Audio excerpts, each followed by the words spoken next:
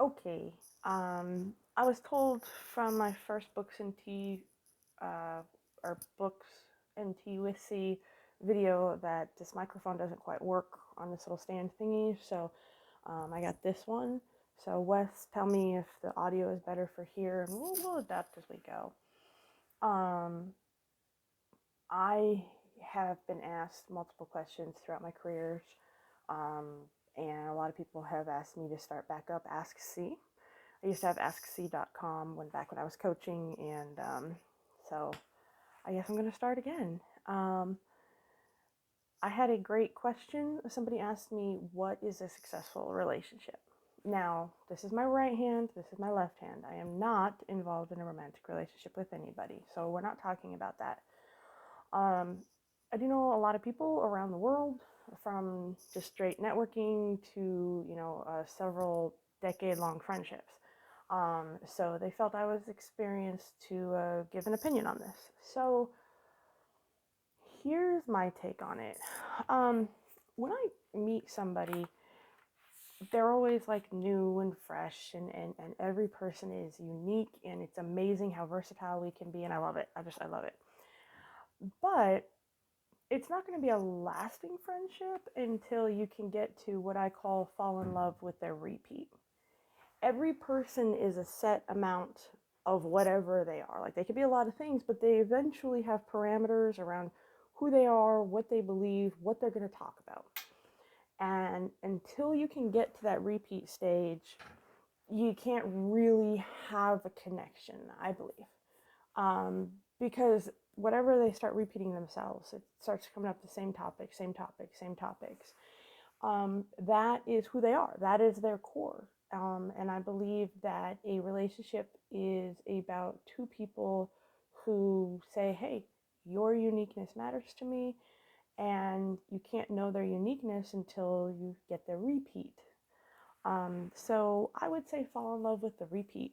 That is exactly what it's like. My cousin and I, when we talk, we can bring up Polly Pocket, and we have been talking about Polly Pocket literally since they were cool.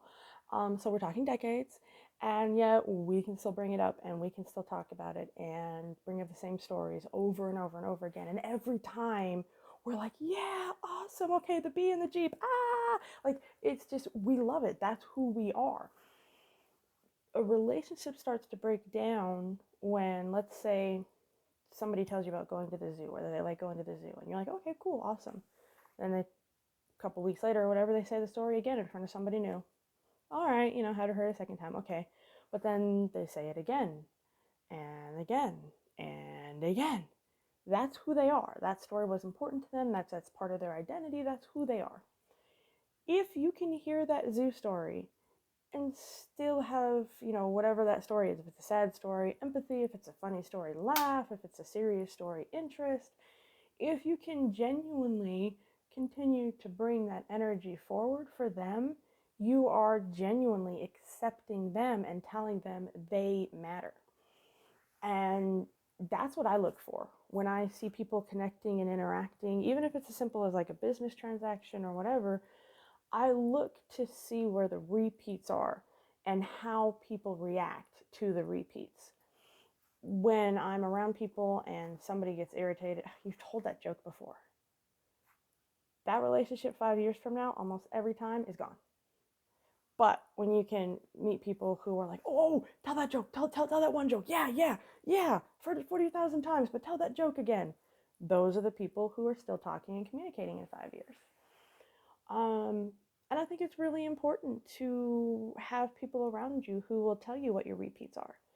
Um, yeah, some repeats are unhealthy, absolutely. But if they're repeating it in their mind, if they're repeatedly saying it to you, then that means it's still real to them. They're still needing to either learn from it or process from it, or they're gaining something from it. So maybe you can say, hey, you've brought up this story of trauma from 20 years ago many, many times. Why are you still reliving that trauma? What do you still gain living a 20-year-old trauma in today? And be genuine. Listen to them. But most people don't go that deep. Most relationships don't go that deep. It's usually, how was work? What did you eat? How's the family? And for most people, majority of their life is a repeat, an absolute repeat, which is kind of funny because that's why they go to other people. We all know the guy or the gal who's jumping from relationship to relationship to relationship. It's cool, it's fun, it's exciting. But once it hits a repeat stage, they leave. They're out. And then they get to go do, hilariously enough, the same approach to a different person. So their repeat is a pattern of habit. And once you can understand what your repeats are and you can identify the repeats of the people in your family or the people in your work, like your coworkers, or the people like you if you're in a business partnership, that kind of thing, once you can identify the repeats, the people who fall in love with the repeats are the people who make it. Think of the salesman. How many repeats do they get? Would you like to buy a product? No. Would you like my product? No. Why can't you buy my product? Oh, because of money. Why can't you buy my product? Oh, because of money. Oh, because of money. The salesmen who fall in love with it and say, really awesome, tell me more. Oh, okay, fantastic. They love the rejections. They love the repeats, the excuses.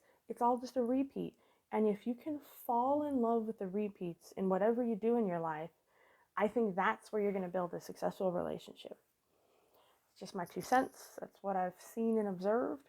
Um, so give me your opinion down in the comments. This will be episode 1 of Ask C. We'll keep books and tea with C, Ask C, and then eventually your money sign, which I am working on. I have made some good progress, you can see. And yeah, we will go from here. I'm excited. Oh my god, life is awesome. Okay, bye.